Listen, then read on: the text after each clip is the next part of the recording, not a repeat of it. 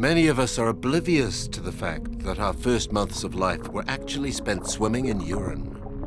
The amniotic sac is made up of 80% urine from the fetus.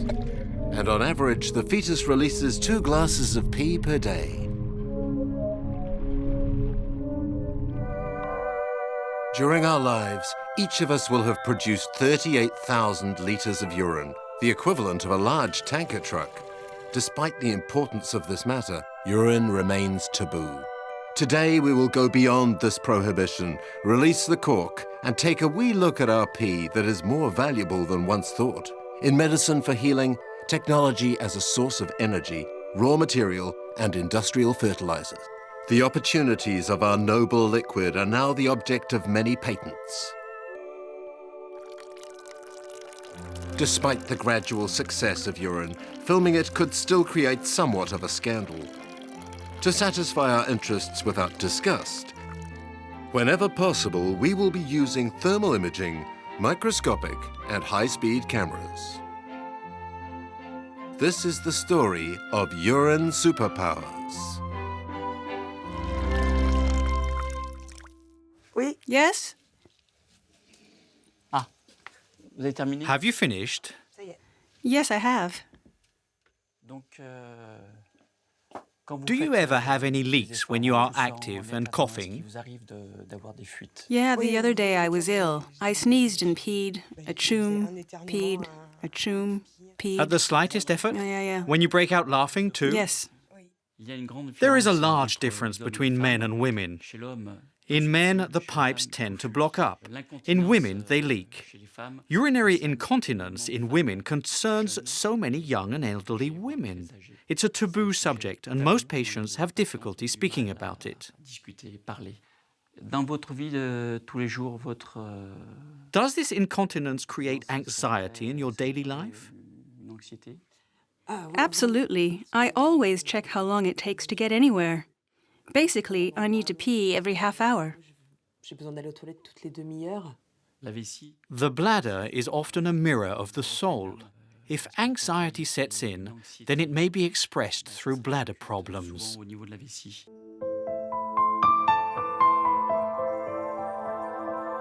So, doctor, just how does our urinary system work? The blood is cleaned by the 2 kidneys that are the body's filters. Urine is evacuated through these 2 pipes that are called ureters. The urine is then stocked in the bladder that we see here, and when it becomes full, there will be a swelling that sends an order to the brain to urinate. What is urine? As a matter of fact, it is a sterile liquid. 95% water, 5% waste. Urea, creatinine, sodium, potassium, chlorine, magnesium. According to most medical reference books, roughly 100 chemical substances have been found in urine, the same number as found in the famous Chanel No. 5. But only recently have we obtained the true perfume of urine. It contains no less than 3,000 chemical substances. This opens new perspectives when we know that only 10 elements are needed to reveal pregnancy. In the near future, this discovery could revolutionize medical tests and complete or replace blood tests.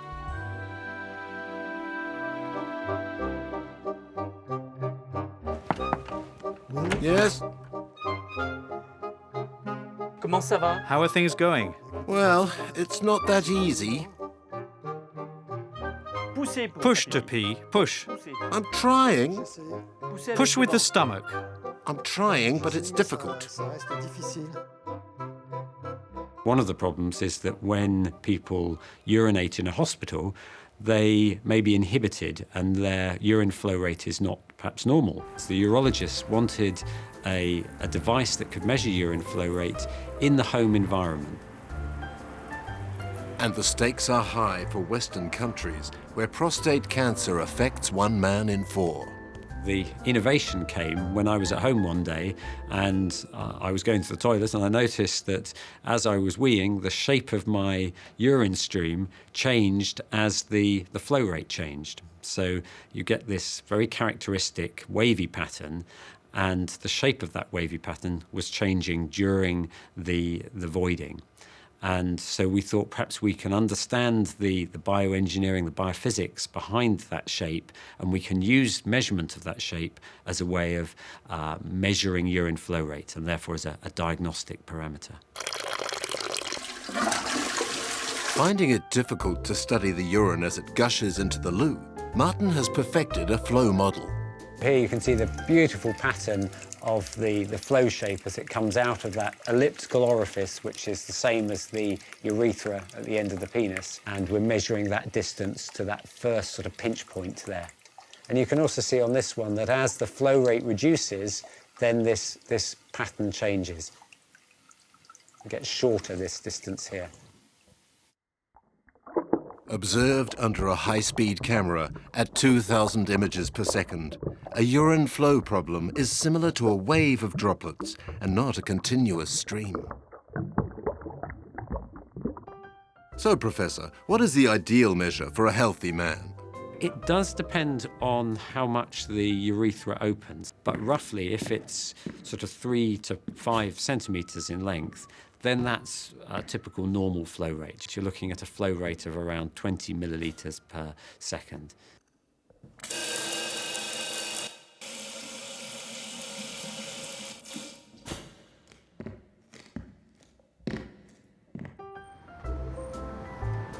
For Martin Knight, nothing is better than a field test.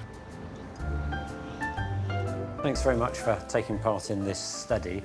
We want you to go in and urinate normally, and you'll see a strange pattern in your urine flow, which is perfectly normal, and we just want you to estimate the distance. This is a picture here. This is the direction of the flow, and we need you to measure that distance, estimate it with the ruler. And it will be the biggest distance that we want you to estimate. Okay? Here's the ruler. You'll need this to estimate the distance. What's that? Thank you. I would like to have a credit card that people have that is about awareness of prostate enlargement, awareness of prostate cancer.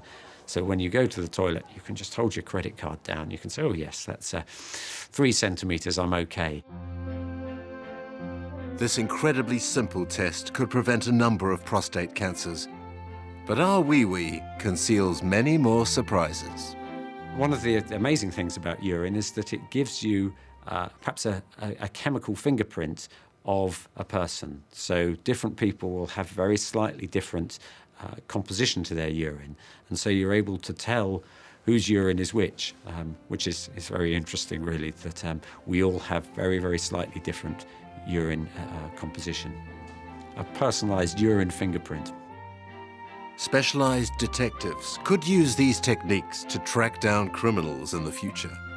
Until that day, the police already use urine to reveal pollutants at crime scenes. My dream in the future is that people are more aware of the urine and the urine shape that they produce when they void. And if they then see that urine shape is perhaps abnormal, so if we were able to tell them what a normal shape is, or they see that their urine is changing in any way, then they go and see their doctor.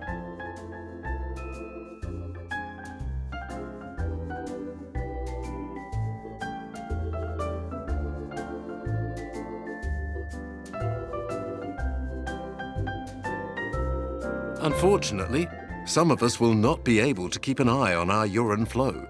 They have what is called paruresis, or the shy bladder syndrome.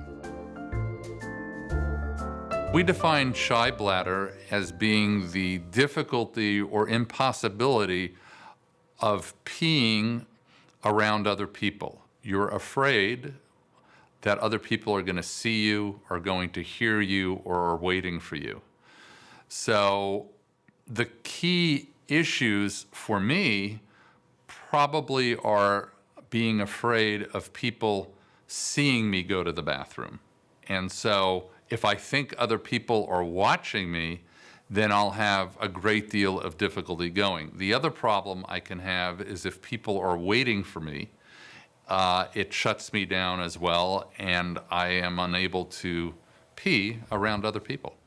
This is also the case of Brad, who suffers from shy bladder since childhood. In a way, it's somewhat like I'm a little confused or I can't think. You know, I don't have any control over my lower part of my body. I mean, the bladder part.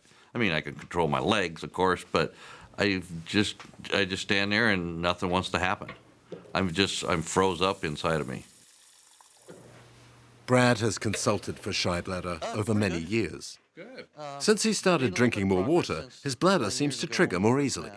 Have you been using the catheter? Yeah, I'll use the catheter on occasion, but I don't have to use it. And if I have a problem in the restroom, I just decide, well, maybe I'll go drink more water and I'll be able to go in another 30 minutes. So, Brad, I'd like to offer you this stress-relieving toilet. You squeeze like this, and it helps to reduce anxiety and overall makes things better in your life.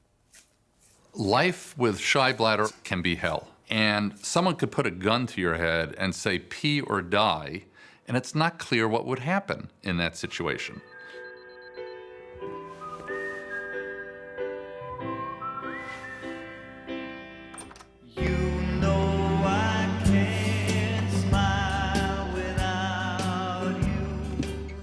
It can create problems at the workplace, and it can also affect your relationships with other people.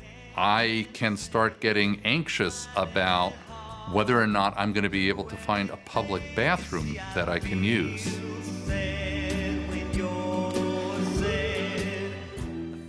We estimate that in the United States, about 7% of the population is bladder shy. In Germany, it seems to be around 1 to 2%. In France, about 5%. And in the Scandinavian countries, about 10%.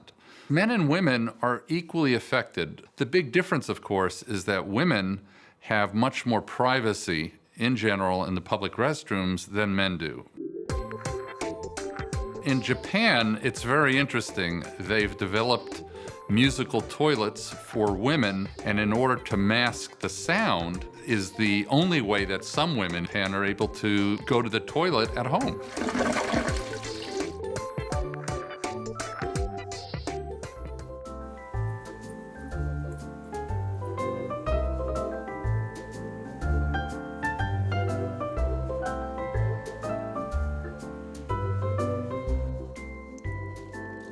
So, Doctor, what is the perfect toilet? This is a very good public restroom design. The only thing that could be improved is the dividers could go all the way down to the floor and all the way up to about here, and then it would be ideal.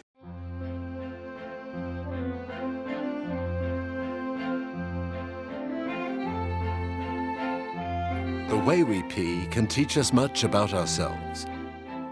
But quality of our urine is also the mirror of our state of health. And this is not relatively new. It was used right from earliest times. The Egyptians were using it to diagnose pregnancy, for instance. All the way through history, urine has been inspected for disease. You can look at it and you can judge its consistency, its color. You can smell it. Some people have even tasted it.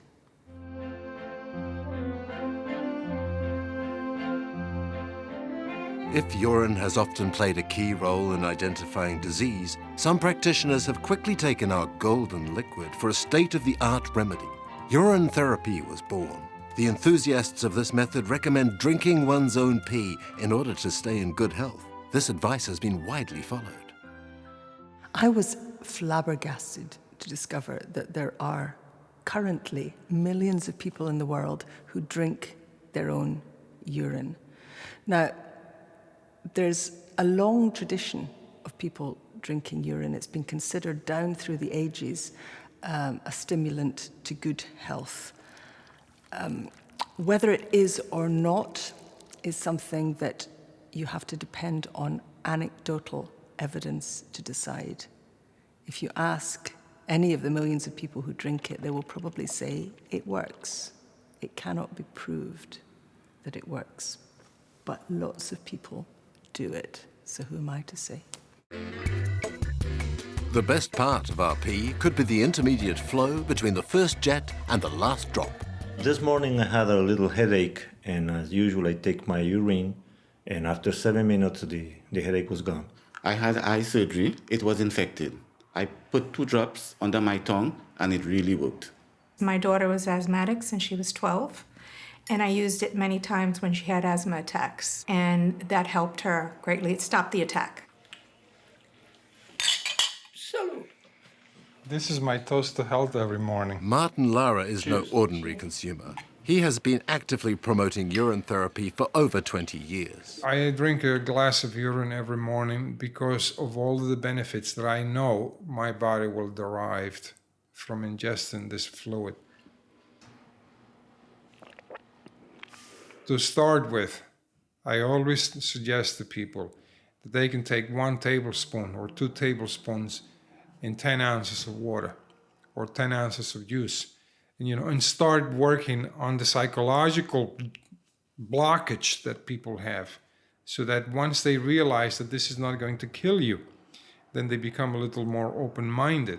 Then they have no problem improving their health by using urine as a tool to help them monitor and help them compensate, and in the event of an infection, it'll help them develop immunity.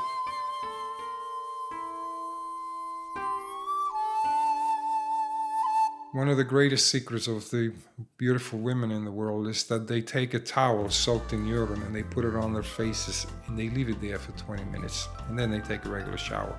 But that opens up the pores and it penetrates the 7 layers of skin that we have, and it just cleans up everything. It regenerates, it brings life back to the skin.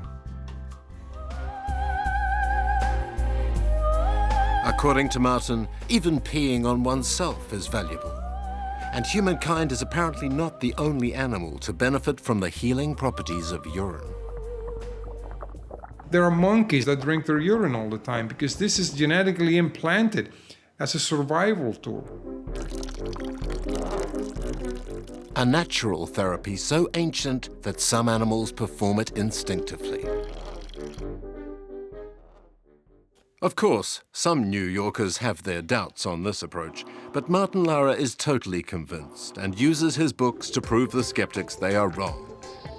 He doesn't hesitate to stop people in the street to convert them to urine therapy. You wake up in the middle of the night with a tooth abscess, I have a formula there. It takes away your pain in 7 minutes. This involves urine. You have to use a homeopathic preparation of using urine, yes. Is it only the morning urine? Because I've heard that in the morning it's you could use it from any time. It's no diet. So I can eat anything, a gyro, sour cream. Yeah, but you're asking, let me answer one question. Okay. Why does it look so strong and pungent at times? Because you dehydrate it. So the first thing you need to know is you need to hydrate properly in order for it to be pleasant. Most people do not have urine that is pleasant, because most people are chronically dehydrated and they force the body to squeeze moisture out of the stuff in the colon. So they're going to have urine that tastes horrible. So if it smells bad, if it looks bad, then you have to drink more water. Our blockage is essentially a cultural one. In certain cultures, they actually promote husband and wives exchanging the urine because it's a way of balancing the yin and yang. In China, urine has a wide array of therapies. The pee from young children and babies is particularly sought after. From their youngest age, everything is done to enable toddlers to take a leak freely. You can even order urine from young boys on the internet. Such fluids can cost up to several €100 per glass. Those who don't like to drink it are free to eat hard-boiled eggs. In the city of Dongyang, near Shanghai, the pee of schoolchildren is used for boiling eggs. Wan takes the bus several times a day to retrieve the gold liquid.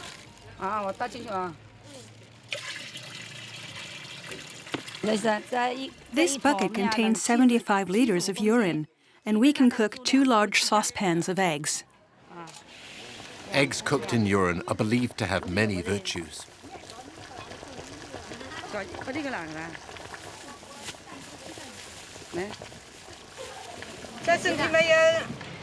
These eggs protect us from the summer heat wave and avoid insulation. He who has body injuries can eat them too. Our ancestors taught us to use boys' urine, not that of adults, which is bad.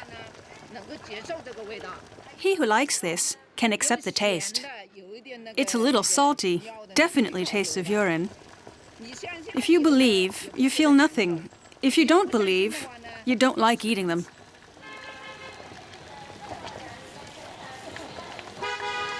The eggs cooked in school children's urine are a local Chinese delicacy, served in springtime.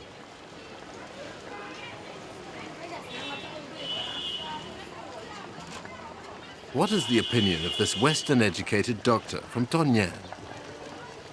From the point of view of Western medicine, it could help kill the microbacteria of tuberculosis and increase microcirculation. Not everybody is able to eat these eggs cooked in urine. People who have a problem with the taste, aches and pains in the joints, and those with a high level of uric acid should not eat them. The village of Wuchuan, near Zan, is well known in China for its centenarian pea drinkers. How is your health? Good. Do you still drink your urine? Yes, for ages.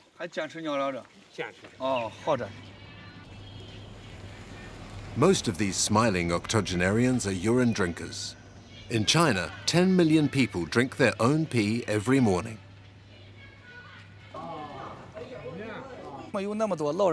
Why do people live so long in our village? Around 30% of us drink urine.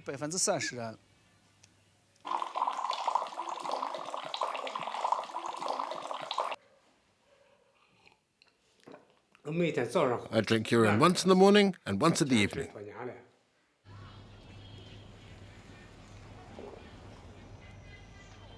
The principal interest of urine for longevity is that there is urokinase in pee that can soften the blood vessels and increase blood circulation. This old man is called Wang Tongcheng. He is over 80 and still travels 30 kilometers by bicycle to deliver his vegetables. Is drinking pee good for our health? The debate remains. Sipped in small quantities, urine is not prone to be harmful for most people. But it seems difficult to swallow that this could be the universal remedy to all our flaws. The few unabashed scientists who plunge into pee occasionally make exceptional discoveries. We have heard, folklores on patients drinking their own urine or urine from other people, and then they live longer. In China, we don't view that as being a taboo. And culturally, as the Chinese, through our long history, we use almost everything for any medical benefits. And urine turned out to be one of those too. Professor Pei and Dr. Pan belong to the Honorable Chinese Academy of Sciences. They have published and patented an original and revolutionary way of creating new cells, stem cells from human urine. Whether urine has hidden superpower, that's a subject, of course, to many debate. But in our case, we knew urine gives us very healthy cells, which can be used to generate high-quality neuronal stem cells, as well as many other stem cells in the future. So to us, that is kind of a magic. When we pee, many cells are released through the kidney and leave the body. Every day, almost 7,000 cells are naturally evacuated without harm and are fully functional. These cells are then reprogrammed to become undifferentiated and will take the form of stem cells. These stem cells are then placed into culture with the feeding cells. Here they can multiply infinitely.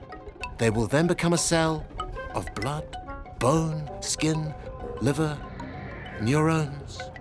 In the future, these new differentiated cells could be transplanted or frozen for future use in order to replace our ailing cells. Until today, science used cells from the embryo in order to create stem cells, but this method has raised important ethical questions. The cells in our urine open a new horizon, though they are genetically more complicated to manipulate than embryonic cells. This discovery is a great step forward for humanity in our research on stem cells. Our database will enable the production of stem cells of great quality.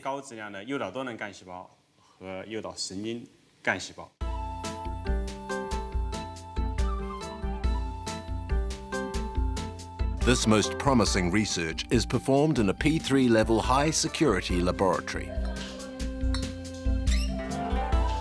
At this point, we have not moved to the clinical testing phase. We should be able to generate the cells needed for repair. So in the future, the cells we extract from urine can be turned into other stem cell types. Those, for instance, can give rise to liver, maybe even give rise to kidney itself again. For Alzheimer's disease, we want to be able to make stem cells which can be transplanted into the brain, which can repopulate the aging neurons in the patient and then eventually restore function. The first laboratory tests of reproducing neuronal stem cells, filmed here, are encouraging. Transplanted into the brains of newborn rats, they have not created a tumor.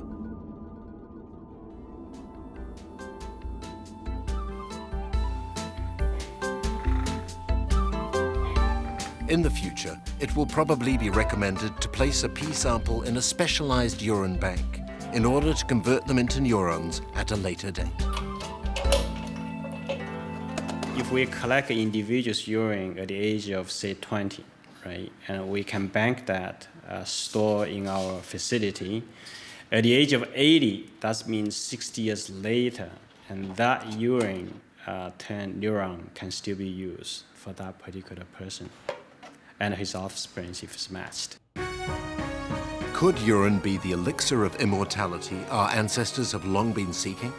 Is this the key in the battle against the degeneration of our brains? Whether urine can give rise to immortality will be a very interesting question to ask in the future. From our perspective, certainly, urine can give rise to very good cells for us to generate many different types of stem cells. Those stem cells can be used for therapeutic purposes, and in that sense, can save people's life and can probably even help people live longer and healthier. Our pee is packed with assets and surprises. Life is full of surprises. For many of us in science, obviously science is also full of surprises. When we first discovered cells are alive in urine, we actually take advantage of this finding and we can turn those urine cells into neural stem cells. That was a very big surprise and a very pleasant one as well.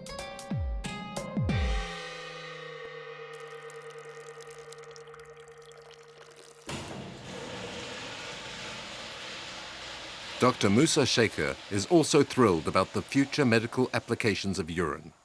This doctor from Saudi Arabia, he's a regular drinker of camel urine and a strong advocate, and he's the one who shipped camel urine for our own investigation here in the US.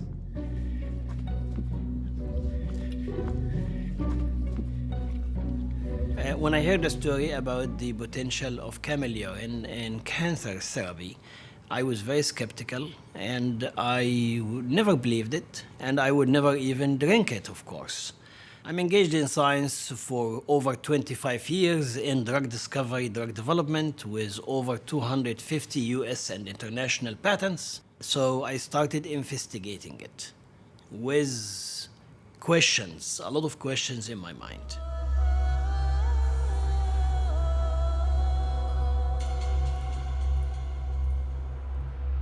I think there is a lot to be discovered for going back to nature. Biological fluid from an animal that lives in the desert have the strongest immune system of all kinds of animals, resistant to any infection, and it can survive in the desert without drinking for over 40 days, 45 days. After investigating it for the past 2 years and examining its effect in a variety of human cancer types, we found that indeed there is something in the camel urine, regardless of the food they eat. It is independent of the plant.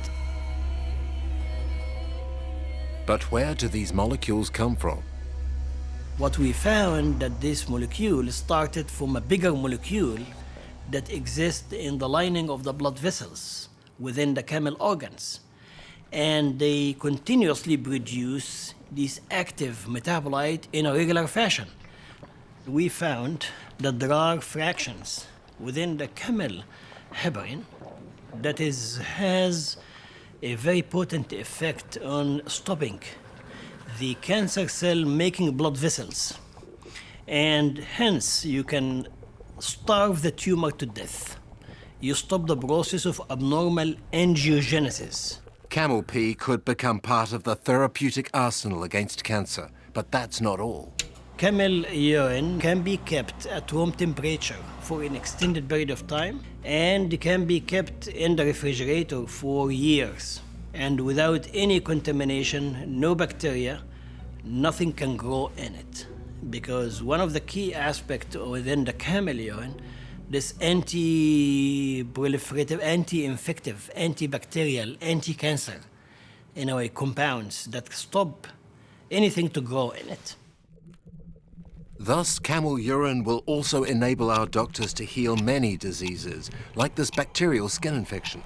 But our pee remedy remains to be accepted by the patients.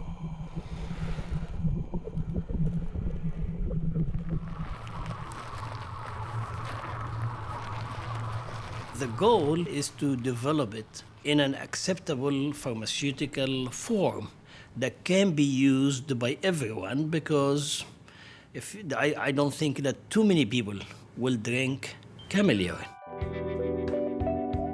It is probably just a question of time, because urine-based medicine is already largely present and sometimes disguised in our home pharmacy cupboards.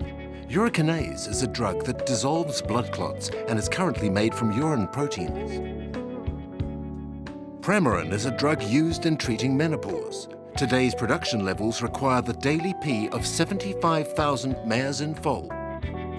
Urine is also used in homeopathy. Various sleeping pills, cosmetics, shampoos or lipsticks contain derivatives of urine like urea. But who'd have guessed that urine is also indirectly present in our food? Plants need nitrogen to help them grow. Urine is rich in nitrogen. Human beings are rich in urine. So, isn't it about time we found a more intelligent way of using urine?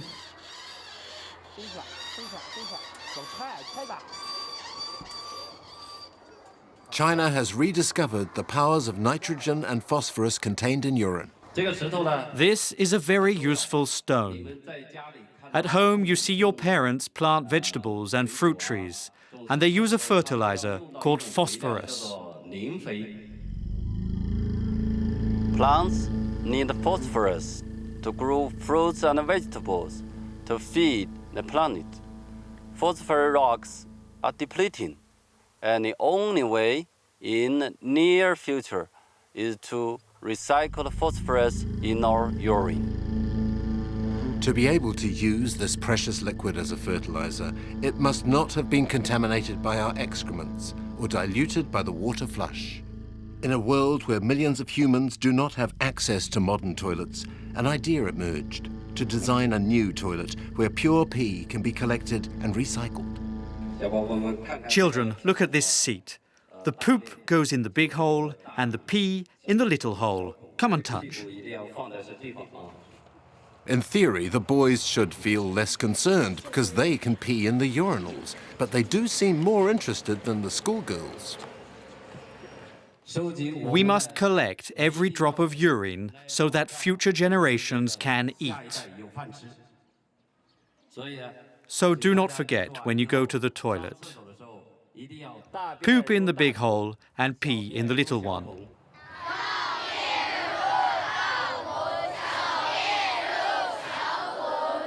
Scott doesn't miss any opportunity to incite the school children to use his new ecological toilets properly. And what better argument than to show them some of his beautiful apples made in urine?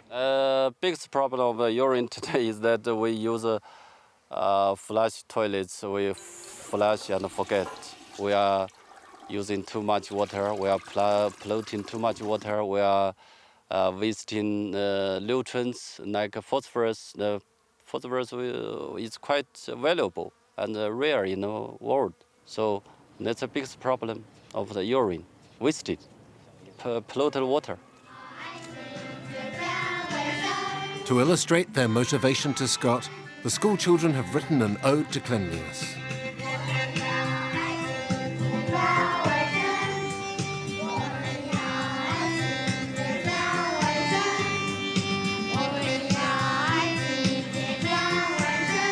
From Confucius to Lavoisier, nothing is lost. Everything is transformed.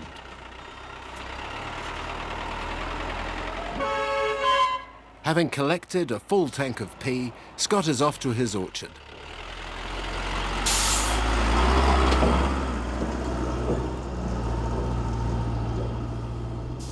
Oh.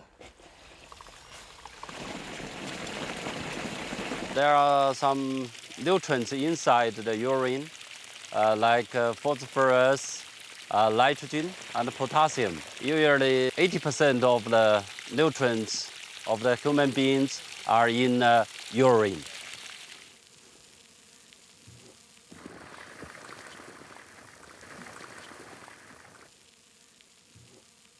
In 6 months' time, this beautiful flower will give us juicy apples. With chemical fertilizers and some chemicals like hormones, you can get this non-apple.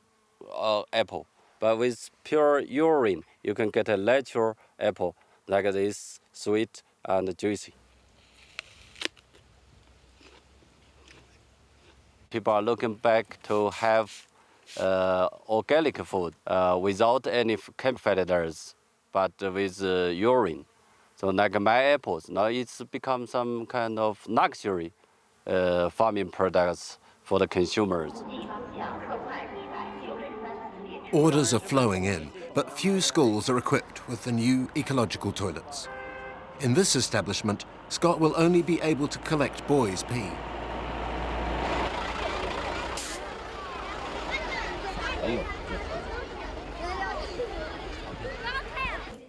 We collect urine from 600 students at this school only, and they produce 300 liters of urine every day. In our program, we have over 30 schools. Totally, I can use it as fertilizers for over 1,000 apple trees and cherry trees.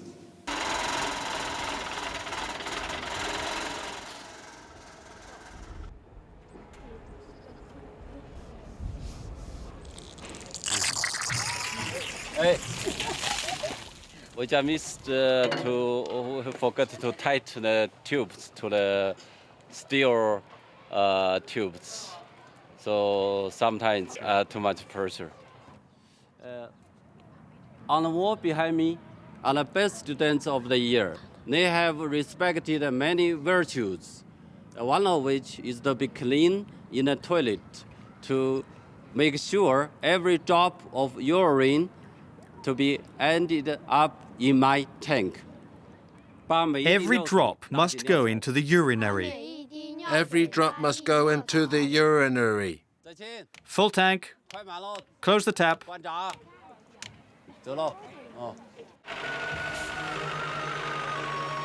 See you soon.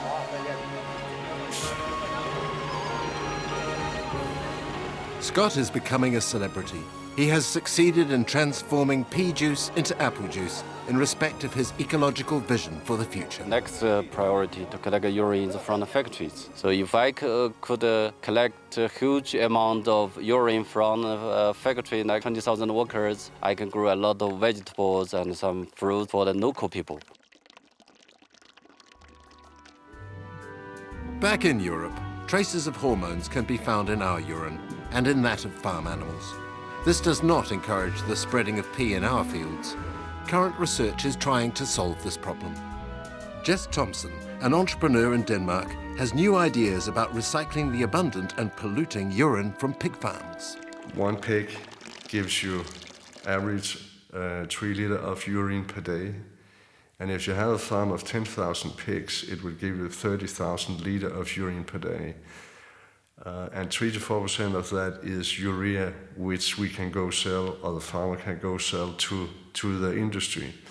Many products contain urea, industrial products. It's all the way from production of a certain type of plastic, going to paint, glue, wood production. The list is huge. Jess often visits Danish farms to check up on his urea collecting installations. Normally when you get into a pig barn, you will actually stop breathing because the smell is so strong, so you can't breathe. And this is ammonia. Here we separate the two fractions, the solid and the liquid, and we avoid transforming of the urea into ammonia. It's a lot better for the animal. The filtration process takes place inside these containers. We have basically 4 steps, and what it is that it is filtering which are getting finer and finer and finer in the filtration. And the final one is a nanofilter. That the urea molecule is very, very big. So it's very easy to split from all other kind of stuff. So after the nanofilter, we actually have a liquid containing the urea.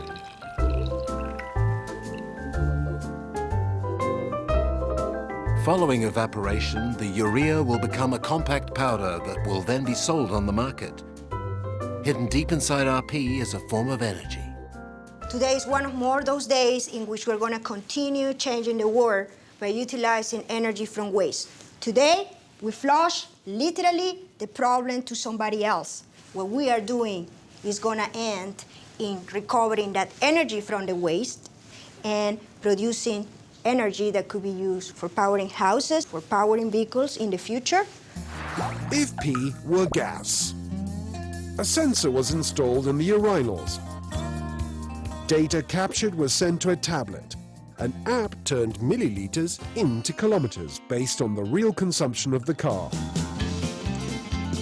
A small amount of pee, an incredible long ride.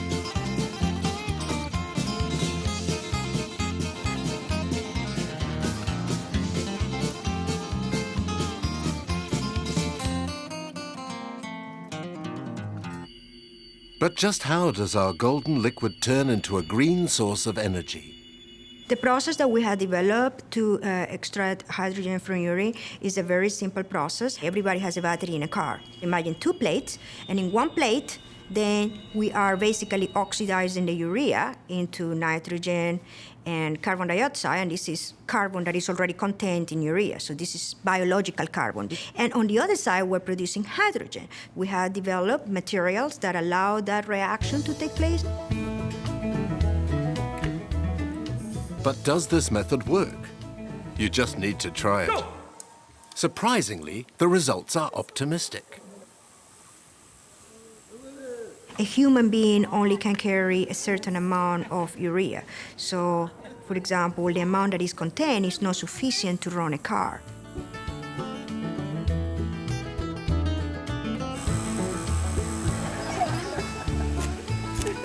Roughly 5 meters in 20 seconds. But how much urine would it take to move a full-scale car? To provide fuel for a car, you need 5 kilograms of hydrogen. And with 5 kilograms of hydrogen, that car could go 300 miles. So in order to provide 5 kilograms of hydrogen, you need 1,250 people urines in one day. Automobile manufacturers are already testing the first cars to run on hydrogen. In Germany and in the USA, a small network of hydrogen refueling stations has been set up. However, most of the hydrogen that we use today is produced from petrol. Hydrogen is the cleanest fuel in the world because when you oxidize hydrogen, or the combustion of hydrogen only produces water. What is the future of hydrogen coming out of urine in terms of power for vehicles or for houses? I think the future really had to do with doing a centralized facility. In the future, urine washing machines will clean our pee and produce hydrogen. A prototype has already been put together, called the Green Box. On this tank here, we have urine as it comes. It could be your urine, my urine, the urine of an animal. And what we do with the urine is we pass it through our machine, the Green Box, and the Green Box transforms the urine and make it hydrogen, which we can see is coming out of here, the hydrogen bubbles, and we're harvesting that and making it electricity. This machine produces 50 watts and at the same time provides a bucket of clean water, avoiding the cost of waste treatment plants that consume vast amounts of energy. As an example, the wastewater treatment facility in Washington, D.C. consumes energy equivalent to what is being used in 2,000 houses, just by removing ammonia and urea, that portion. So with our process, we can reduce that to 50%. So that means only equivalent to 1,000 houses. And on top of that, because of the hydrogen that is produced through the process, you could also provide electricity to 500. So what that means is from 2,000 houses, we decrease it by 75%. A urine recycling system is being installed at the full-size waste treatment plant in Athens, Georgia. So the Green Box is going to be located over there, where we're going to be treating the ammonia of the urine through the machine in this case. So it's coming out of this tank, one of these tanks? Right, so we'll get the ammonia, clean it, and make the hydrogen. Right. All right, sounds good. Well, it really feels great to have an idea that started in the lab, in a piece of paper, that finally is coming into fruition. This is a real case application of the Green Box. It's the first time that it's going to be located in a real facility, the Green Box, able to producing hydrogen and clean water. It's one small pea drop for Geraldine, but a giant recycled drop for humanity. And at the University of Ohio, there is no lack of ideas, nor of urine. The beauty about this technology is there are applications everywhere, here on Earth or even out of in space. When you think about two life requirements out of in space, you think that you're going to have energy and you're going to have water. So by urine, you're basically providing the water and some of the energy it needs. So this technology has applications in outer space as well. 2, 1. In urine, there are superpowers which we could use for the future to drive our cars and to lift off rockets. Mike Jetten is a professor of microbiology at the Institute for Water and Wetland Research in the Netherlands. He discovered a bacteria that is capable of transforming urine into fuel for rockets. Anamox bacteria are very unique bacteria. They are the only ones who can unlock the energy in urine converted into hydrazine. The energy in hydrazine looks very much like hydrogen. Having gobbled up the ammonium in ammonia, the Anamox bacteria then produce a combustible known as hydrazine. The scientists have isolated the protein that produces hydrazine fuel. Under the electron microscope, they study its tiny secrets. Here you see the Anamox cell surrounded by the cell wall, and inside the Anamox cell you see the organelle where all the enzymes are that can convert urea into the rocket fuel hydrazine.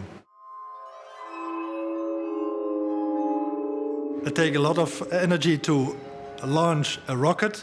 The entire population of the Netherlands, roughly 20 million people, need to pee for a whole day. We have to collect the pee of all those people. And with the energy in that, we could lift off a rocket. If Mike Jetton already has his head in the stars, he is not a dreamer. He has been awarded the prestigious Royal Order of the Netherlands Lion. We have identified the enzymes, we know the genes involved, but it will take 5 to 10 years to unlock the energy with these bacteria and with these enzymes. Our pea has a promising future. Industrial applications of tomorrow's world include medicine, health checks, fertilizers, batteries, plastics. There seems to be no limit to practical usages of urine. There is not enough urine in the planet to run the whole energy needs of the planet. However, it will be an important contribution, so it will be part of that green energy portfolio.